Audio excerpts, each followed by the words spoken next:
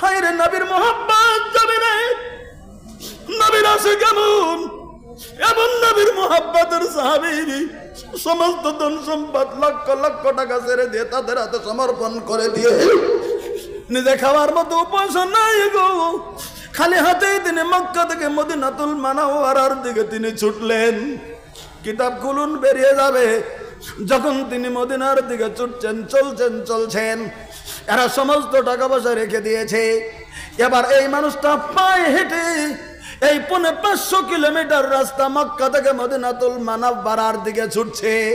হয়তো কোনো সময় লোকের কাছে আবদার করে একটা দুটো খেজুর খেয়েছে, পানি খেয়েছে, এমন করে 550 কিলোমিটার রাস্তা পায়ে হেঁটে হেঁটে হেঁটে হেঁটে মদিনাতুল মুনাওয়ারার দিকে চলে যাইয়া আল্লাহ রাব্বুল আলামিনের নবী তখন কুবাতে একজনের বাড়িতে তখন অবস্থান করছেন। ওই মুহূর্তে হযরত সুহাইব না খেয়ে শুকিয়ে গেছে, কোনো মতে শরীরের খাঁচার মতো নিয়ে, এত লক্ষ লক্ষ টাকার মালিক, খালি হাতে ফাটা কাপড়, কোনো মতে ছেঁড়া কাপড় নিয়ে তিনি মদিনাতুল মুনাওয়ারাতে আল্লাহর নবীজির কাছে পৌঁছে যায়।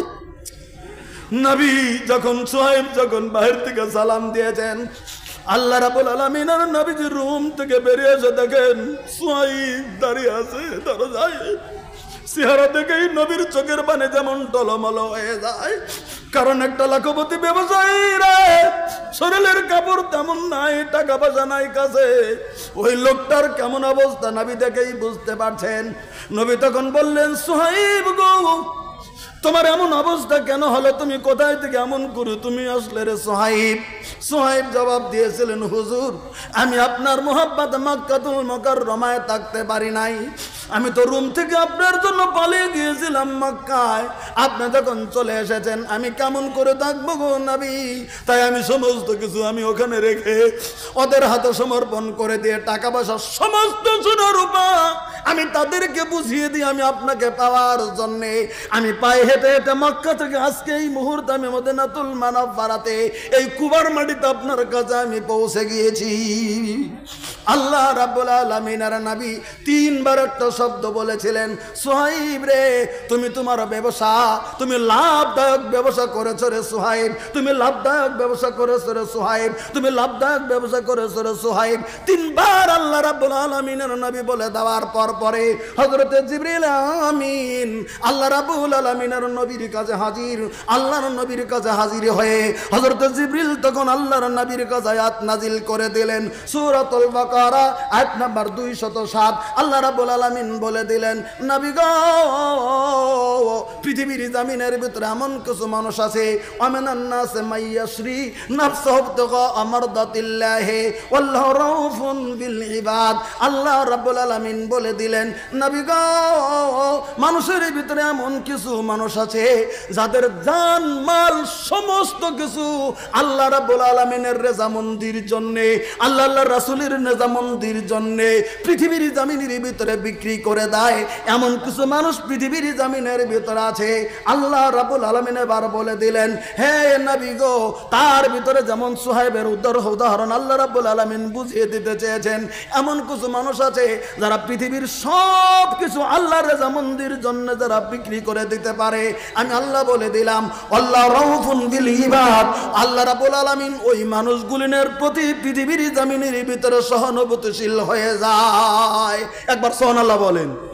আল্লাহ বলে দিলেন, আল্লাহ রাউফুন বিল ইবাদ, আল্লাহ ওই সমস্ত বান্দার প্রতি সহানুভূতিশীল হয়ে যায়, ওই সমস্ত বান্দার প্রতি আল্লাহ মহব্বতের হয়ে যায়, ওই সমস্ত বান্দার প্রতি আল্লাহ রেজামন্দি হয়ে যায় যারা পৃথিবীর সব কিছু আল্লাহ রাসূলের জন্য পৃথিবীতে বলিদান দিয়ে দিতে পারে। এমন কিছু মানুষ আছে পৃথিবীর জমিনে। আল্লাহ ইঙ্গিত করে বুঝিয়ে দিলেন হযরত সুহাইব রুমির কথা, যে তার সমস্ত সম্পত্তি আল্লাহ রাসূলের জন্য তিনি দিয়ে এসেছিলেন। আমার ভাইরা, ওই হযরত সুহাইব পৃথিবীর জমিনের ভিতরে এমন করে আল্লাহর নবীর মোহাব্বতের জন্য পৃথিবীর জমিনের ভিতরে তিনি চললেন। এবার একটা কথা আপনাদেরকে বলে দিতে চাইছি, তাহলে তেনারাই পৃথিবীর জমিনের ভিতরে প্রমাণ করে দিয়েছেন যে গোটা পৃথিবী একদিকে আর আল্লাহ রাসূল একদিকে যদি করে দেওয়া যায়, আল্লাহ রাসূলকেই পৃথিবীর জমিনের ভিতরে তারা অগ্রাধিকার দিয়ে দেবে। আমরাও তো আজকে জমিনের ভিতরে মানুষ, আমরা আজকে সেই নবীর উম্মত, আমরা আজকে সেই নবীর উম্মতের দল, আমরা আজকে সেই আল্লাহর বান্দা। জমিনের ভিতরে সব নিয়ামত পাওয়ার পরেও আজকে পৃথিবীর জমিনে আল্লাহর নবীকে পৃথিবীর জমিনের ভিতরে আমরা ভুলে যাই। আমি আপনাদের কাছে বলতে চলছি, এবার তাহলে একটু খেয়াল করে দেখি আমরা কতটুকু আল্লাহ রাসূলকে পৃথিবীর জমিনের ভিতরে মহব্বত করতে পেরেছি, আর তারা কতটুকু পৃথিবীর জমিনের ভিতরে মহব্বত করেছিলেন আল্লাহর নবীকে, রাসূলকে কত মহব্বত করেছিলেন পৃথিবীর জমিনে, তার প্রমাণ করে দিয়েছেন। আমি তাই বলতেছিলাম তাহলে আমরাও এগিয়ে যেতে হবে যে আল্লাহ রাসূল কি চেয়েছে, কোন দিকে গেলে আল্লাহ আমাদের প্রতি রাজি হবে, আল্লাহর নবীর সুন্নতের তাবেদারি পাওয়া যাবে, এ খেয়াল আমার আপনার করতে হবে। কারণ আল্লাহ নবী সাল্লাল্লাহু আলাইহি সাল্লাম বলেছেন, সালাসুন মান কুন্না ফিহি ওয়াজাদা বিহিন্না হালাওয়াতাল ঈমান, যাদের ভিতরে তিনটা গুণ সন্নিবিষ্ট ওই লোকটা পৃথিবীর জমিনে ঈমানের স্বাদ পেয়েছে। একটা গেল, দ্বিতীয় নাম্বার বাক্যটা নবী বললেন, মেশকাতে হাদিসটি পাবেন বুখারী মুসলিমের হাওলায়, আমান আহাব্বা আবদান লা ইউহিব্বুহু ইল্লা লিল্লাহি। আল্লাহ রাব্বুল আলামিনের নবী বলে দিলেন, সাহাবীরা শুনে নাও, ওই লোকটা পৃথিবীর জমিনে কোন মানুষকে যদি ভালোবেসেছে আল্লাহর রাসূলের জন্যই পৃথিবীর জমিনে মানুষ ওই মানুষকে ভালোবাসবে। কথাটা খেয়াল করবেন, টাকা পয়সার জন্য কাউকে ভালোবাসবে না ওই লোকটা।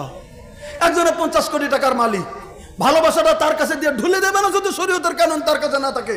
লোকটা মনে করে তোর কাছে আমি যাবো না, যা তোর আছে, তোর কাছে যে শরীয়ত নাই, তোর কাছে মদ আছে, তোর কাছে ভাঙ আছে, তোর কাছে গাঞ্জা আছে, তোর কাছে সুদ ঘুষ আছে, তোর কাছে এটা আছে ওটা আছে, আমার তোর সাথে মিল নাই। প্রকৃত মুমিন যারা, একজনে যদি 50 কোটি টাকার মালিকও হয় তার কাছে যাবে না যদি তার কাছে ইসলাম না থাকে। একজনের কাছে ইসলাম যদি আছে, একজনের কাছে দ্বীন আছে, একজনের কাছে ধর্ম আছে, আল্লাহর মহব্বত আছে, ওই লোকটাকে পৃথিবীর জমিনের ভিতরে ভালোবাসবে একটাই কারণে, এই লোকটার সঙ্গে যদি আমি মিলে যদি থেকে যাই আমার প্রতি স্বয়ং আল্লাহ রাব্বুল আলামিন সন্তুষ্টি হয়ে যাবে। এই জন্যে এবার একটা উদাহরণ আনছি আমি আপনাদের কাছে। পৃথিবীতে আল্লাহর নবীকে মহব্বত করে যারা মহব্বত করেছে তাদের ভিতরে একটা প্রমাণ, একটা লম্বা ইতিহাস রয়েছে, আমি একটু শর্ট করে বলবো কারণ একটা প্রতিষ্ঠান, তাহলে বুঝে নেন। আজকে যেমন একটা হেফজখানাতে আমরা একটা জালসার আয়োজন করেছি, আমরা কি মনে মনে ভাবি এই হাফিজরা সহজেই পৃথিবীর জমিনে হাফিজ হতে পেরেছে? এত সহজ পৃথিবীর জমিনে সেই যুগের হাফিজরাও কেমন করে, আজকের যারা হাফিজ ছাত্র আছো তারা হয়তো ঘুমিয়ে আছো, তোমরা বুঝতে পারছো না, তবে তোমরা শুনে নাও, তোমার মতো হাফিজ সাহেবরা দ্বীনের জন্য পৃথিবীর জমিনে কেমন করে জান বিসর্জন দিয়েছে তার প্রমাণ বুখারী শরীফের ভিতরে সন্নিবিষ্ট রয়েছে। আমার ভাইরা, আল্লাহ রাব্বুল আলামিনের নবী মদিনাতুল মুনাওয়ারাতে 4th হিজরিতে আল্লাহ নবী সাল্লাল্লাহু আলাইহি সাল্লামের কাছে বনি আজল এবং বনি কারা, এই 2 গোত্র থেকে সামান্য কয়জন লোক, 5-7 জন লোক চলে গেল মদিনাতুল মুনাওয়ারাতে। এদের ধান্দা ছিল আল্লাহর নবীর কাছে যাব, আমরা মিথ্যা কথা বলবো যে কালেমা গ্রহণ করেছি, অথচ এরা কালেমা গ্রহণ করেনি। এরা মিথ্যা বলে নবীর মদিনার সাহাবীদেরকে ডেকে এনে জবাই করবে, এটাই হলো তাদের নিয়াত মনে মনে মনে মনে। তাই বনি আজল আর বনি কারা গোত্রের সামান্য কিছু লোক এরা চলে গেল এই মদিনায়। আল্লাহ নবী সাল্লাল্লাহু আলাইহি ওয়াসাল্লাম একটা কথা শুনে রাখেন, আজকে কিন্তু অনেক পিসাব বেরিয়ে গেছে, আগামী খবর বলে দিতে পারে, আগামী কথা জেনে দিতে পারে, আগামী কাহিনী বলে দেয়, আগামী কথা জানে, আগামী কথা বলে দিতে পারি, এরকম পিসাব বেরিয়ে গেছে। আর অনেকেও বিশ্বাস করে নিয়েছে, আরে বিশ্বনবী নিজে তো আগামী কথা বলতে পারেননি, এই বুখারী শরীফের এই হাদিস তার প্রমাণ। বিশ্বনবী তো নিজে গণক ছিলেন না, আল্লাহ যেটা নবীকে জানিয়ে দিয়েছিলেন সেটা নবী জানতেন। বাহ, আল্লাহর নবীকে যেটা আল্লাহ জানিয়ে দিয়েছিলেন সেটা জানতেন, তাছাড়া নবী অগ্রিম কোনো কথা জানতেন না। এই বুখারী শরীফ তার হাদিস তার প্রমাণ। আল্লাহ নবী সাল্লামের কাছে কটা লোক চলে গেল, হুজুর আমরা আপনার কাছে কালেমা গ্রহণ করে মুসলমান হয়ে যাই। ঠিক আছে, কালেমা গ্রহণ করিয়ে দিলেন। মসজিদে নববীতে খাচ্ছেন থাকছেন, 4th হিজরির কাহিনী। চতুর্থ হিজরিতে থাকছেন, খাচ্ছেন। 2-10 দিন চলে গেল। নবী খুব মহব্বত করেছেন, ওরাও নবীকে মহব্বত করেছেন। হঠাৎ করে বলছেন, হুজুর আমাদের গ্রাম অনেক দূরে, আমাদের ওখানে অনেক লোক আছে যারা কালেমা গ্রহণ করতে চায় বা করেছে, কিন্তু তারা তো কোরআন শরীফ পড়াটা জানে না। আপনি যদি কিছু কোরআন পড়ানোয়ালা হাফেজকারীকে পাঠিয়ে দিন, তাহলে ওখানে যায় কোরআন হাদিস শিক্ষা দেবে, কোরআনের আয়াতগুলি শিক্ষা দেবে, আপনি পাঠিয়ে দিন। মসজিদে নববী থেকে আল্লাহ নবী সাল্লাল্লাহু আলাইহি সাল্লাম নির্বাচিত করলেন 10 জন সাহাবীকে। বলেন কয়জন সাহাবীকে? বুখারীর রাওয়ায়াত অনুযায়ী 10 জন, অন্য হাদিসের রাওয়ায়াত অনুযায়ী 6 জন। তবে বুখারীর রাওয়ায়াতটাই সহিহ। 10 জন সাহাবীকে আল্লাহ নবী সাল্লাল্লাহু আলাইহি সাল্লাম ডেকে ডেকে নির্বাচিত করলেন। ওই যুগেই চতুর্থ হিজরিতেই যারা কোরআনের হাফিজকারী ছিল, তাদের মধ্যে 10 জন আনসারী সাহাবীকে আল্লাহ নবী সাল্লাল্লাহু আলাইহি সাল্লাম সিদ্ধান্ত নিয়ে নির্ধারণ করলেন। তার ভিতরে যাকে নেতা বানানো হলো, 10 জনের আমির বানিয়ে দেওয়া হলো, হযরতে আসিম বিন সাবিত রাদিয়াল্লাহু তাআলা আনহুকে আল্লাহ নবী আমির বানিয়ে দিয়ে বললেন, এই 9 জন সাহাবী, তোমরা তোমাদের আমিরের নির্দেশ মেনে তোমরা সফরের ভিতরে থাকবে। বনি আজল, বনি কারাগোত্রের লোকেরা এই 10 জন আনসারী হাফিজকারীকে মদিনা থেকে নিয়ে নিজের জায়গার দিকে ছুটছেন। আপনারা জানেন, মাদানী সাহেব বেশি বলতে পারবেন, জেদ্দা বিমানবন্দর। আমি তো একবার গেছি, খেয়াল তো রাখতে পারিনি। ইতিহাসে যেটা লিখেছে, বনি রাগেব আর জেদ্দা মাঝখানে যেটা জায়গা, ওখানে হুজাইল গোত্রের একটা রাজি নামে একটা ঝর্ণা বা কুয়া আছে। সেই কুয়ার পাশে যাওয়ার পরে এরা এই যে কয়জন লোক ডেকে নিয়ে আসলো 10 জন, এরা বলছে আপনারা এখানে বসুন, আমরা একটু আসছি। এই কথা বলে একটু টিলা আছে, জঙ্গল, এখানে একজনকে বসিয়ে দিয়ে, এই 10 জন সাহাবীকে বসিয়ে দিয়ে এরা ওখান থেকে পালিয়ে গেল। আগে থেকে এই বদমাশগুলি বনি লেহিয়ান বংশের 100 তীরন্দাজকে রেডি করে এসেছিল, আমরা নবীর সাহাবীদেরকে ডেকে আনবো, তোদের হাতে তুলে দেব, তোরা এদেরকে জবাই করে দিবি, বাস মেরে দিবি তোরা। এরা এরা পরামর্শ করে এসেছিল। একথা সাহাবীরাও জানে না, বিষ্ণু সাল্লাল্লাহু আলাইহি ওয়াসাল্লামও জানেন না, পাঠিয়ে দিয়েছেন। এবার এরা যখন অনেক সময় পেরিয়ে গেল, 10 জন সাহাবী তখন দেখছে কে ওরা তো ফিরে আসে না। চিন্তা করতে শুরু করলেন, ফিরে আসে না রে, এখন কি হবে? আমাদেরকে সঙ্গে করে নিয়ে আসলো কালেমার দাওয়াতের জন্য, দিন শেখার জন্য, কোরআন শেখার জন্য, আর এখন এরা পালিয়ে গেল, এখন তো আসে না। যেখানে রাজি নামে কুয়া আছে, কুয়ার পাশ দিয়ে একটু এগিয়ে গিয়ে একটা উঁচু জায়গা ছিল, একটা টিলা ছিল, উঁচু জায়গাতে এরা যায় এই 10 জন সাহাবী জমায়েত হয়ে গেল। 10 জন সাহাবী জমা হয়ে গেল। এরা একটু আড়ালের ভিতরে লুকিয়ে রইল। 10 জন আসিম বিন সাবিত সহ আরো 9 জন সাহাবী এরা লুকিয়ে গেল। এই বদমাশগুলি অপরাহ্নে যাইয়া বনি লেহিয়ান বংশের 100 তীরন্দাজকে খবর দিয়ে দিল, নবীর 10 জন সাহাবীকে ধরে এনেছি, ওখানে রেখে এসেছি, তোমরা যাও 10 জন সাহাবীকে তোমরা হত্যা করে দাও। বনি লেহিয়ান বংশের 100 তীরন্দাজ তীর ধনুক হাতে নিয়ে আল্লাহ রাব্বুল আলামিনের নবীকে তালাশ করতে শুরু করে, আল্লাহর নবীর সাহাবীদেরকে তালাশ করতে শুরু করে দিলেন। এসে দেখছে এরা নাই, কিন্তু সাহাবীরা করেছিল কি, মদিনার খেজুর ছিল তাদের সঙ্গে, ওইগুলি খেজুর খেয়ে খেয়ে তারা ওই যে টিলার ভিতরে চলে উঠে পড়েছিল। ওই খেজুরের চিহ্ন দেখে এরা তখন পিছু পিছু পিছু পিছু পিছু পিছু যাইয়া নজর করে দেখে 10 জন সাহাবী একটা টিলার উপরে যা জমে এরা বসে রয়েছে। নিচ থেকে বলে নেহিয়ান বংশের 100 তীরন্দাজ বলছে, আই নবীর সাহাবীরা, তোরা টিলা থেকে নিচে নেমে আয়, আমরা ওয়াদা দিলাম তোমাদেরকে মারা হবে না, তোমরা নিচে নেমে আসো। এবার 10 জন সাহাবী পরামর্শ করছে নিচে যাব কি যাব না। তাদের আমির বানিয়েছিলেন হযরত আসিম বিন সাবিতকে।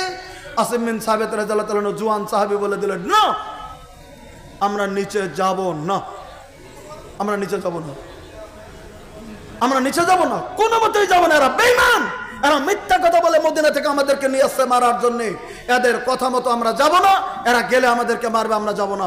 এখান থেকেই না আমরা যুদ্ধের ঘোষণা দিয়ে আমরা জান দিয়ে দেব, যুদ্ধের ঘোষণা দিয়ে দেব। এরা উপর থেকে যখন ঘোষণা দিচ্ছে, নিচ থেকে 100 জন তীরন্দাজ বিষাক্ত তীর মারতে শুরু করেছে। আপনারা বুখারী শরীফের তাফসীর খুলে দেখুন, এখানে মাদানী সাহেব আছে, এই বিষাক্ত তীর মারতে মারতে মারতে মারতে এত তীর মারলো, তীরগুলি লেগে লেগে ওই টিলার উপরেই 7 জন সাহাবী রক্তক্ষয় হিসাবে রক্তক্ষরণ হয়ে তীর লেগে লেগে টিলার উপরেই 7 জন সাহাবী শহীদ হয়ে গেল। কয়জন শহীদ হলো? 7 জন। তার ভিতরে লিডার আসিম বিন সাবিত, উনি শহীদ হয়ে গেল।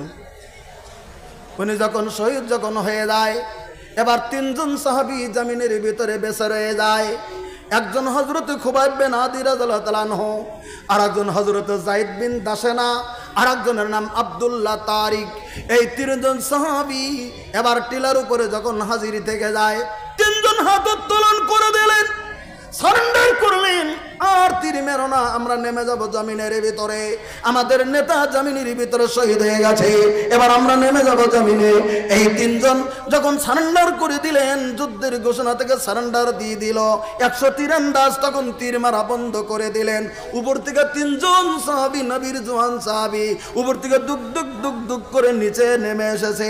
100 তীরন্দাজ ঘেরাও করে নিলেন তিনজনকে নামার পরেই এরা করলেন কি, ধনুকের রশিটা খুলে নিয়ে তিনজন সাহাবীর পিঠের ভিতরে হাত গুলিন দিয়ে চোরের মতো করে হাত এবং পিঠ মোড়া দিয়ে এই তিনজন সাহাবীকে রশি দিয়ে বেঁধে ফেলেছেন। যখন তিনজনকে বেঁধে ফেললো, বলে এবার আমাদের সাথে তোমরা চলো। আব্দুল্লাহ তারেক প্রতিবাদ করলেন, এই তোরা না কেবলই বললি তোমরা নবীর সাহাবী, তোমাদেরকে মারা হবে না, তোমাদের কথা অনুযায়ী আমরা এসেছি, আর তোমরা ওয়াদা ভঙ্গ করেছো। আমার নামার সাথে সাথে তোমরা আমার হাতের ভিতরে তোমরা বন্ধনটা দিয়েছো, তোমাদের সঙ্গে আমি যাবার জন্য কোনো মতেই রাজি নয়, কোনো মতেই যাব না, কোনো মতেই যাবেন। অস্বীকার যখন করলেন, অস্বীকার করার সঙ্গে সঙ্গে আমার ভাইরা গো, আব্দুল্লাহ তারেক জমিনের ভিতরে আছে 100 জন বেঈমান বাহিনী লইবান বংশে এমন করে আঘাত করতে শুরু করে দিলেন, জমিনের ভিতরে টুকরো টুকরো করে দিয়ে হযরত আব্দুল্লাহ তারেককে ওই জায়গার ভিতরেই তাকে শহীদ করে দেওয়া হলো। 10 জনের ভিতরে এবার মাত্র থাকলো 2 জন, একজন খুবাইব বিন আদি রাদিয়াল্লাহু তাআলা আনহু, আরেকজন আব্দুল্লাহ, আরেকজন হচ্ছে হযরত যায়েদ বিন দাসেনা। এই 2 জনকে এরা বনে লেহিয়ান বংশের মানুষেরা একবারে ডাইরেক্ট মক্কার বাজারের ভিতরে তুলে নিয়ে যায়। একবার এখান থেকে নিয়ে গেল মক্কায়, বাজারে নিয়ে ঘোষণা দিচ্ছে, কে আছো? মদিনার 2 জনকে ধরে আনছি, কে আছো কিনে নেবে? তোমাদের বাবা বদরের ময়দানে কাতল হয়েছে, তার প্রতিশোধ কে আছো নেবে? এই কথা দিয়ে ঘোষণা দিয়ে 2 জনকে এরকম করে তুলে ধরলো। যাদের বাবা কাতল হয়েছিল বদরে, সেরকম ধনী মানুষের ভিতরে বাবার কাতলের বদলা নেওয়ার জন্য 2 গ্রুপে 2 জনকে কিনে নিল টাকা দিয়ে। একজনকে কিনে হযরতে খুবাইব বিন আদিকে একদল নিল, আর হযরতে যায়েদ বিন দাসেনাকে নিল, নিয়ে জেলখানার ভিতরে নিজের ঘরে জেলখানার মতো করে বন্দি করে শিকল দিয়ে বেঁধে তাদেরকে পহরাদার দিয়ে রুমের ভিতরে রাখতে শুরু করে দিয়েছে। কি খেতে দেবে? বাবার প্রতিশোধ নেবে, মারার প্রতিশোধ নেবে, খেতে দেয়নি। হযরত যায়েদ বিন দাসেনাকে ঠিক মতো খেতে দেয়নি, খাওয়ার বদলে বিষাক্ত তীর, বিষাক্ত জিনিস দিয়েছে শরীরে, কেটে কেটে কেটে কেটে লবণের মতো করে দিয়ে দিয়ে অত্যাচার করে করে বিষাক্ত জিনিস প্রয়োগ করে হযরত যায়েদ বিন দাসেনা মক্কায় থেকে বাড়িতে বন্দিশালার ভিতরে তিনি শহীদ হয়ে গেলেন। এবার একটা লোক বেঁচে থাকলো, তার নাম খুবাইব বিন আদি। মদিনার মুখ শক্তিশালী একজন আনসারী যুবক সাহাবী ছিলেন হযরত খুবাইব বিন আদি, তিনি থাকলেন এবার বন্দিশালাতে। এবার তখন আবু সুফিয়ান তখনও মুসলমান হয়নি। আবু সুফিয়ান পরামর্শ ডাকলেন, এই যায়েদ বিন দাসেনা খতম হয়ে গেছে, এবার আছে মাত্র কে? খুবাইব বিন আদি। 40 দিন হয়ে গেছে, এবার আমরা ওকে শুলে চড়িয়ে, ওকে সবার মোকাবেলা শুলে চড়িয়ে ওকে আমরা হত্যা করে দেব। এটা সিদ্ধান্ত পাস করে দিলেন, শুলে চড়িয়ে মারবো, সবাই যেন দেখে যে প্রতিবাদ প্রতিশোধ আমরা নিলাম। এ ঘোষণা হয়ে গেল মিটিংয়ে। ঘোষণা হয়ে গেলে হাজার হইলেও কিছুগুলো মানুষ থাকে যে কিছুগুলো জিনিস হয়তো পছন্দ করে না, তখন ওই ঘোষণার পরে ওখান থেকে একটা লোক এসে খুবাইব বিন আদির কাছে বলতেছেন, খুবাইব তুমি খবর শুনেছ? জেলখানার ভিতরে দরজা এসে বলতেছেন, বলে কি খবর? বলে আগামীকাল তোমাকে শুলে চড়িয়ে তোমাকে হত্যা করা হবে, আজকের মিটিংয়ে সেটা পাস হয়ে গেছে। তখন 40 দিন হতে চলছে সেদিনকার কাহিনী। হযরত খুবাইব বিন আদি রাদিয়াল্লাহু তাআলা আনহু ওই রুমের ভিতরে থেকে 40 দিনের ভিতরে, কিতাব খুলুন লেখা আছে, 40 দিনের ভিতরে হযরত খুবাইব বিন আদি যে জেলখানার ভিতরে আছে, এখান থেকে কাহারই কাছে কোনো জিনিস চাইনি, কোনো মুক্তির জন্য আবেদন করেনি, কোনো খাবারের জন্য জিনিস চাইনি, কোনো জিনিস তিনি চাইনি। 40 দিনের দিন যখন শুনলেন আগামীকাল আমার হত্যা হয়ে যাবে, হযরত খুবাইব বিন আদি যে বাড়িতে ছিলেন, ওই বাড়িতে একটা মহিলা ছিল, স্বামীহারা মহিলা, বিধবা মহিলা, তার একটা বাচ্চা আছে ওই বাড়িতে আছেন, যে বাড়িতে তিনি বন্দী আছেন ওই বাড়িতে একটা বিধবা মহিলা আছে, ওদের বোন আছে। ওই মেয়েটা কোন সময় খেতে টেতে দ্বিতীয় এদিক ওদিক থেকে হয়তো ওই মেয়েটাকে ডাক দিয়ে বলতেছেন, বোন একটা কথা শুনে যাও। কি? 40 দিন তোমাদের বাড়িতে আমি বন্দি থাকলাম, 40 দিনের ভিতরে তোমাদের কাছে আমি কোনো জিনিস আবদার করিনি, আমি কোনো জিনিস তোমাদের কাছে চাইনি, আমি কোনো জিনিস তোমাদের কাছে আমি খুঁজিনি। 40 দিন পরে আজকে তোমার কাছে একটা জিনিস আমি চাইবো, তুমি দেবে? মেয়েটা বলছে, আপনি কি চান? বলে, একটা আমাকে চাকু দাও, একটা খুর দাও, একটা চাকু দাও, একটা ধারালো চাকু দাও। বলে, চাকু দিয়ে কি করবেন? বলে, আমার একটু কাজ আছে, তুমি চাকুটা দিয়ে দাও। উনি মনে মনে খুবাইব বিন আদি নিয়াত করলেন, আমি যে 40 দিন ধরে বন্দী আছি, আমার হাতের চেরিগুলিন বড় হয়ে গেছে, আমার মোজগুলি বড় হয়ে গেছে, আমার বগলের পশম বড় হয়ে গেছে, একটু চাকু নিয়ে আমি সুন্নতি হিসাবে আমি বগলের পশমটা ছাপ করব, হাতের চেরিটা একটু কেটে দেব, মোষটা একটু খাটো করে দেব, কারণ কঠিন কিয়ামতের দিন নবীর কাছে যেদিন সাক্ষাৎ হবে, নবীর সুন্নতটা যেন আমার দেহের ভিতরে জেদ্দা থেকে যায়, আমি যেন এগুলি নিয়ে আমাকে কবরে যেতে না হয়, মরে যেতে না হয়। তাই চাকুটা ছেলেন।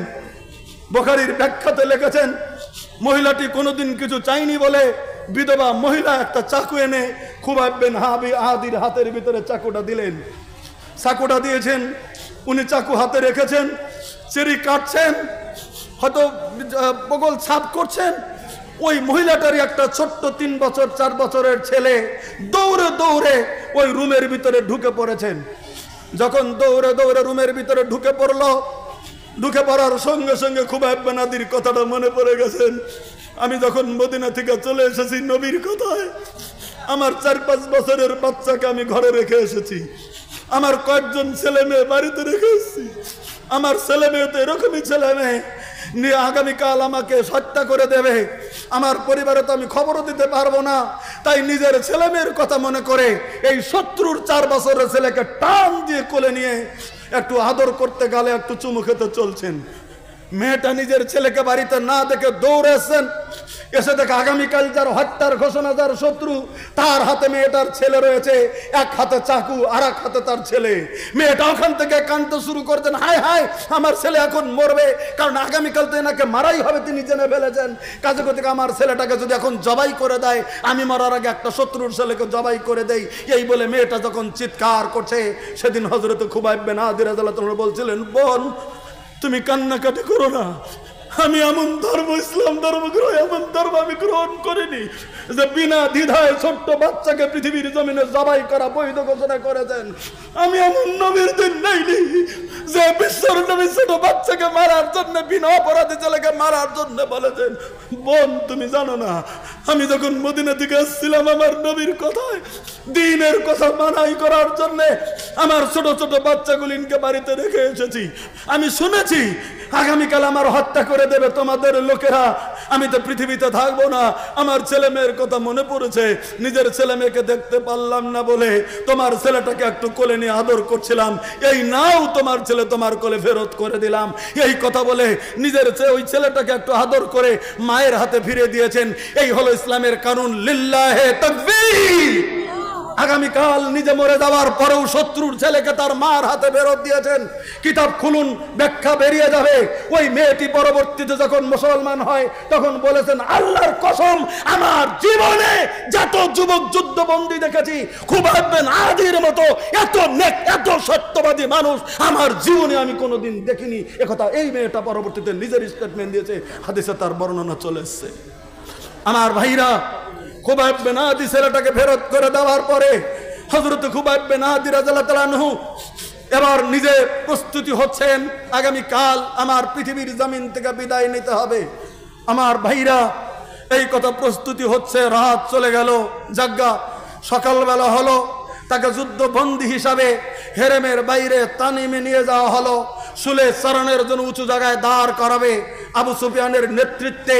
তখন আবু সুফিয়ান বলল, হে খুবাইব, তুমি আরবের মদিনার, তুমি আনসারী একজন যুবক সাহাবী, আমি তোমাকে একটা কথা বলছি বলে কি তুমি কি বলবে?